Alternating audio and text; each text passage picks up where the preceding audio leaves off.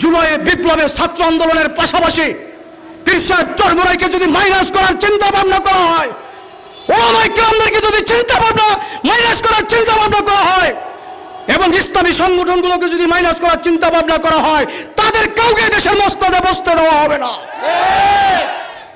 আমি এখানে এসে শুনলাম কে বা কারা এই প্রোগ্রাম করতে বাধা দেয়, এখনো ক্ষমতার স্বাদ পান নাই। মক্কা বহুদূর, অনেক হিসাব আছে, অনেক নিকাশ আছে। আমার ছাত্র জনতা যাদের নেতৃত্বে এই গণবিপ্লব সাধিত হয়েছে, তাদের চিন্তাধারা হলো এক জালেম চলে গিয়েছে, এক দুর্নীতিবাজ চলে গিয়েছে, এক শোষক চলে গিয়েছে, এক চোর ডাকাত চলে গিয়েছে, দ্বিতীয় চোর দুর্নীতিবাজ জালেম এই বাংলার জমিনে দেখতে চাই না।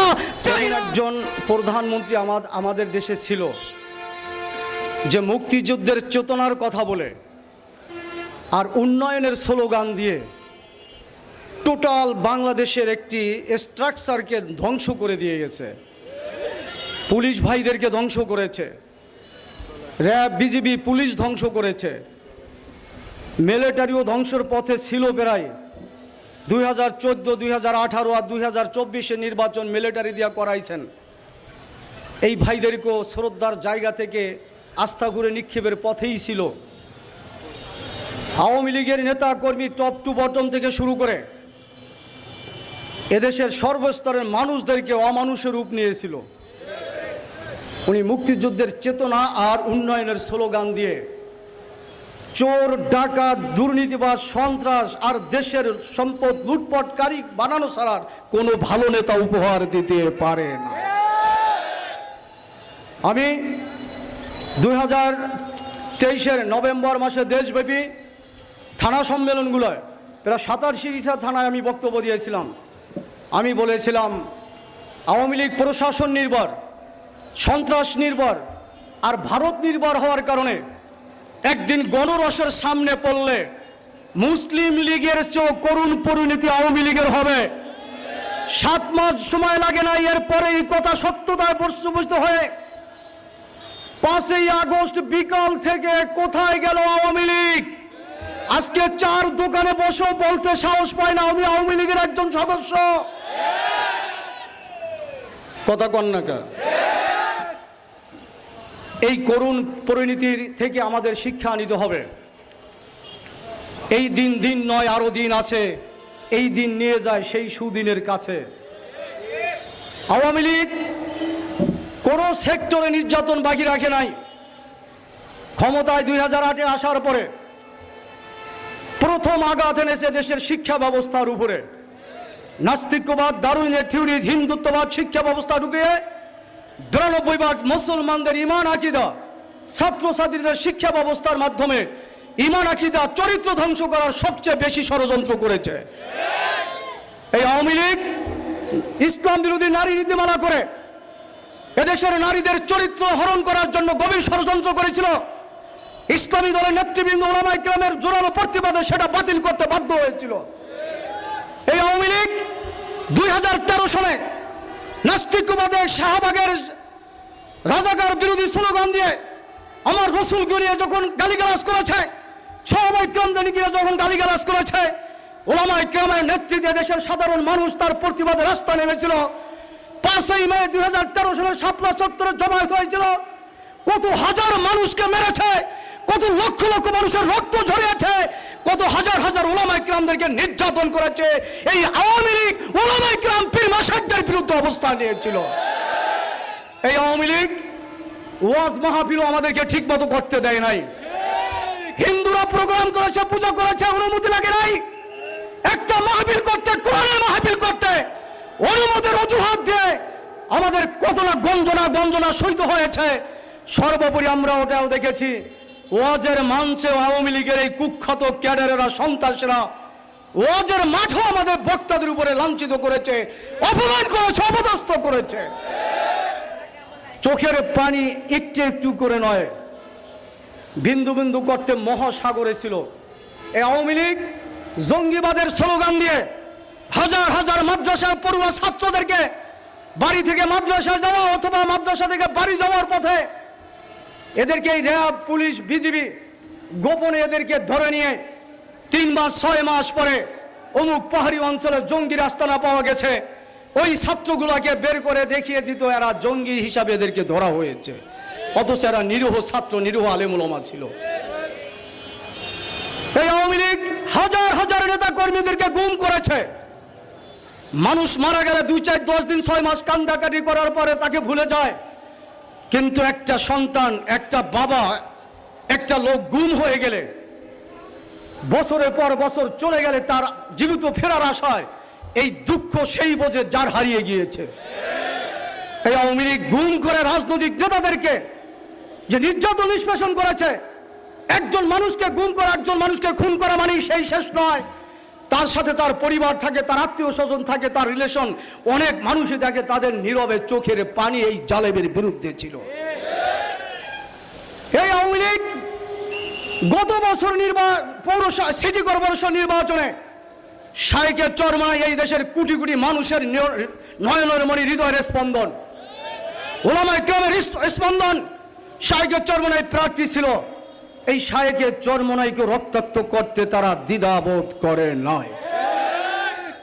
এই আওয়ামী লীগ জামাত ইসলাম এবং শিবিরের যুদ্ধ অপরাধের স্লোগান দিয়ে মুক্তিযুদ্ধের চেতনার কথা বলে এই দীর্ঘ বছর অনেকগুলো নেতাকে হারাতে হয়েছে। একটা মীমাংসিত বিষয় নিয়ে সামনে এনে একটা দলকে শেষ করার ষড়যন্ত্র করে জামাতের অনেক ভাইদেরকে, শিবিরের অনেক ভাইদেরকে খুন তো করেছে, গুম করেছে, নির্যাতন করেছে, এদের চোখের পানিও বিফল যেতে পারে না। এই আওয়ামী লীগের অনেক নেতা কর্মীদেরও গুম করেছে, খুন করেছে, এদের বিরুদ্ধে কথা বললে। সর্বোপরি পচা শামুকে পা কাটে, এমনই একটা অবস্থা। ছাত্ররা আসলো কোঠা নিয়ে আন্দোলন, 56 ভাগ কোঠা পরিবর্তন করে যুক্তিসঙ্গত একটা কোঠা হোক। আওয়ামী লীগ স্বঘোষিত শেখ হাসিনার 2018-র কোঠাই থাকবে না বলে ঘোষণা দিয়ে প্রজ্ঞাপন দিলেন। সময়ের আবর্তে 2024-এ এসে হাইকোর্টের মাধ্যমে ওনার প্রজ্ঞাপনকে বাতিল করালেন। ছাত্রছাত্রীরা মাঠে নামলেন। একটা পর্যায়ে উনি এত দেমাগী হলেন, ছাত্রদের সাথে বসার প্রয়োজন মনে করলেন না। উনি বললেন, রাজাকারের নাতিপুতিরা সুবিধা পাবে, মুক্তিযোদ্ধারা পাবে না। আমার দেশের ছাত্রছাত্রীরা মনে করল, আমরা রাজাকারের নাতিপুতি হতে চাই না। কেন নাতিপুতি হব? ওদিনকে রাত 11:30 12টার দিকে ক্যাম্পাসের ছাত্রছাত্রীরা ময়দানে এসে স্লোগান তুলল, তুমি কে আমি কে, সবাই বলল রাজাকার রাজাকার। তাদের এই শব্দের সাথে টোটাল বাংলাদেশের আম জনতা, রাজনৈতিক নেতা কর্মী, ওলামায়ে কেরাম, সমস্ত ছাত্রছাত্রীরা একত্রিত হয়ে মুক্তিযুদ্ধের চেতনাকে সাইডে রেখে সবাই স্বীকৃতি দিল, তুমি কে আমি কে, গোটা বাংলাদেশ বলে উঠলো রাজাকার রাজাকার রাজাকার। কথা ঠিক তবে ঠিক। কে বলেছে? স্বৈরাচার স্বৈরাচার। মুক্তিযুদ্ধের চেতনা বেশি অ্যান্টিবায়োটিক খাওয়াইলে হিতে বিপরীত হয়। শেষ পর্যন্ত হাসিনা এই রাজাকারদের হাতেই পতন হলো। বলেছিলেন পালায় না, বঙ্গবন্ধুর কন্যা পালায় না, ওবায়দুল কাকু কোথায়? পালাই না, পালাবো কোথায়? ফখরুল সাহেবের বাসায় উঠবো, যদি ওখানে জায়গা না দেন তাহলে ঠাকুরগাঁয়ের বাসায় উঠবো। আরে এক নেতার বাসায় গেল তো বুঝতাম গেছেন, এখন কোথায় গেছেন আর পাবলিক খুঁজে পাচ্ছে না। বাস্তবতা হলো কি জানেন? 2000 এই জুলাইয়ের 16 তারিখে যখন খুলনার আবু সাইদ ভাই এই জালেম শাহী পুলিশকে নষ্ট করে দিয়ে এদের বন্দুকের সামনে দুহাত প্রসারিত করে 4টা গুলি সামনে নিয়েছিলেন, বুকে নিয়েছিলেন, একটা গুলিও পিঠে নেন নাই। সেই আবু সাইদ ভাইয়ের নির্বিশেষে প্রাণ দান করে এদেশের লক্ষ লক্ষ ছাত্র জনতাকে উৎসাহিত করেছে। আমি ঢাকার রাজপথে দেখেছি 10 বছর 12 বছরের বাচ্চারাও শিশুরাও পুলিশের সামনে হাত প্রসারিত করে বলেছে, গুলি চালাও, সামনে বিজয়, আমরা পলাতে রাজি নয়। সেদিন থেকে স্পৃহা সৃষ্টি হয়েছে ঢাকার রাজপথে। 17ই জুলাই উত্তরার রাজপথে ইসলামী ছাত্র আন্দোলন বাংলাদেশের সদস্য মাহবুজুর রহমান মুগ্ধ ভাই রাজপথের রণাঙ্গনে একদিকে সূর্যের প্রখরতা, আরেকদিকে জালেম শাহের গুলির প্রকট শব্দ, সাউন্ড গ্রেনেড, অন্যদিকে তীক্ষ্ণ এবং রক্তশোষী একটি অবস্থা। পানি পিপাসায় অনেকেই কাতর থাকেন। ওই অবস্থায় মানবতার ফেরিওয়ালা হয়ে আমার ছাত্র আন্দোলনের ভাই মাহবুজুর রহমান মুগ্ধ ভাই, পানি লাগবে, পানি পানি লাগবে, পানি পানি খাওয়াইতে খাওয়াইতে 2-3 সেকেন্ড হবে এক ভাইকে পানি দিতে গিয়ে মাথা নিচু করেছিলেন। মাথা উঠাতে উঠাতে একটা গুলি মাথায় লেগে এই জালিম শাহির বুলেটে সে লুটে পড়ে হাসপাতালে নেওয়ার পর শাহাদাত বরণ করে। আমি দেখেছি এই মুগ্ধ ভাইয়ের পানি লাগবে পানির এই স্লোগানকে সামনে রেখে হাজারো মা বোনেরা, হাজারো ভাইয়েরা আন্দোলনকারী ছাত্র জনতাকে পানি পিপাসা করিয়েছে, নাস্তা খাওয়াইছে, বিস্কিট খাইয়ে তারা রাজপথ আমাদেরকে সমর্থন দিয়েছে। শেষ পরিণতি আর হলো না। আল্লাহ তাআলা 5 তারিখে আমাদের বিজয় দিয়েছে, এর পিছনে আরো কারণ আছে। 18 জুলাই বাইতুল মুকাররম উত্তর গেটে ইসলামী আন্দোলনের আমির পীর সাহেব চরমনাই সর্বপ্রথম বাংলাদেশের ইতিহাসে এই জুলাইয়ের বিপ্লবের ছাত্র জনতার আন্দোলনকে রাজনৈতিক ব্যানারে প্রথম সমর্থন দিয়ে পীর সাহেব চরমনাই ইসলামী আন্দোলনের ব্যানারে উত্তর গেটে সমাবেশ করে তিনি ঘোষণা দিয়েছিলেন, হে নরপিশাচের দল, তোরা কেন আমার সন্তানের উপরে গুলি চালাবি?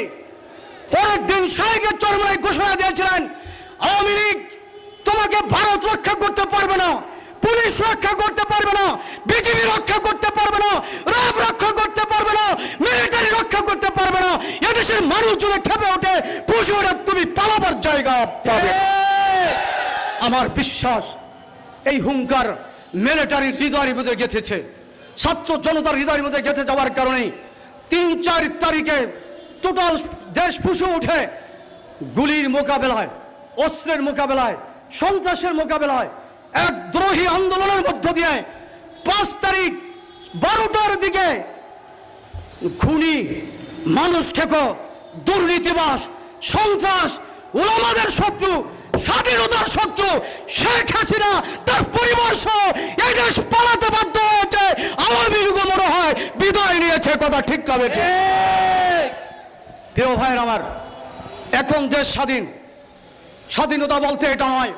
আমি আজকে এখানে এসে বললাম, জুলাইয়ের বিপ্লবের ছাত্র আন্দোলনের পাশাপাশি পীর সাহেব চরমনাইকে যদি মাইনাস করার চিন্তা ভাবনা করা হয়, ওলামায়ে কেরামদেরকে যদি চিন্তা ভাবনা মাইনাস করার চিন্তা ভাবনা করা হয়, এবং ইসলামী সংগঠনগুলোকে যদি মাইনাস করার চিন্তা ভাবনা করা হয়, তাদের কাউকে দেশের মসনদে বসতে দেওয়া হবে না। আমি এখানে এসে শুনলাম কে বা কারা এই প্রোগ্রাম করতে বাধা দেয়, এখনো ক্ষমতার স্বাদ পান নাই। মক্কা বহুদূর, অনেক হিসাব আছে, অনেক নিকাশ আছে। আমার ছাত্র জনতার যাদের নেতৃত্বে এই গণবিপ্লব স্বাধীন হয়েছে, তাদের চিন্তাধারা হলো, এক জালেম চলে গিয়েছে, এক দুর্নীতিবাজ চলে গিয়েছে, এক শোষক চলে গিয়েছে, এক চোর ডাকাত চলে গিয়েছে, দ্বিতীয় চোর দুর্নীতিবাজ জালেম এই বাংলার জমিনে দেখতে চাই না, চাই না, চাই না। তাদের সাথে কারা কারা তাকবীর, নারায়ে তাকবীর, নেতা নয় নীতি তাই, নেতা নয় নীতি তাই। ভাই আমার সারা বাংলায় শুনতে পাই, ভাই আমার নারায়ে তাকবীর, স্লোগান কম দেন। প্রিয় ভাই আমার, বাংলাদেশ 92% মুসলমান অধ্যুষিত, এতে কোনো সন্দেহ নাই। মুসলিম জাতিসত্তার ভিত্তিতে ভারতবর্ষ থেকে পাকিস্তান হয়েছিল। 2100 কিলোমিটার দূর ভারতের উপর দিয়ে এই বাংলাদেশ, পূর্ব পাকিস্তান। 2100 কিলোমিটার পরে ভারতের মাঝখানে রেখার পরে ওই পাকিস্তানের সাথে এই পাকিস্তান একীভূত হয়েছিল মুসলিম জাতিসত্তার ভিত্তিতে, সংখ্যাগরিষ্ঠতার ভিত্তিতে। কথা ঠিক তবে ঠিক। পরবর্তী ইতিহাস তারা আমাদের উপর জুলুম করেছে, নির্যাতন করেছে। 71-এর সংগ্রামে তারা পরাজিত হয়ে নতুন স্বাধীনতা আমরা পেয়েছি। এই স্বাধীনতা বলতে এটা নয় আমাদের প্রভু ভারত হিন্দুরা হবে, এটা মেনে নেওয়া যায় না। এত বছর যারাই শাসন করেছেন, স্বাধীনতার পরবর্তীতে আমরা দেখেছি ভারতের দোসর হয়ে আপনারা শাসন করেছেন। ভারত কতটা বন্ধু আজকে আমরা দেখেছি। শেখ হাসিনা ওখানে পলায়ন করেছে, আর ইতিমধ্যে বাঁধ খুলে দিয়ে অযথা অযৌক্তিকভাবে বাঁধ খুলে দেয় মাঝে মধ্যে। সম্প্রতি বাঁধ খুলে দিয়ে লক্ষ্মীপুর, কুমিল্লা, ফেনী, নোয়াখালী, চাঁদপুর, খাগড়াছড়ির অংশ বিশেষ, আমার হাজার হাজার নয় লক্ষ লক্ষ নয় কোটি কোটি মানুষকে বন্যার পানিতে তলিয়ে ভেসেছে। তারা দুর্ভিক্ষে অনাহারে খুব কষ্টে জীবনযাপন করেছে। আলহামদুলিল্লাহ ইসলামী আন্দোলন সহ সকল রাজনৈতিক সংগঠন তারা যথাসাধ্য চেষ্টা করেছে দেশের আপামর জনতা তাদের পাশে দাঁড়ানো।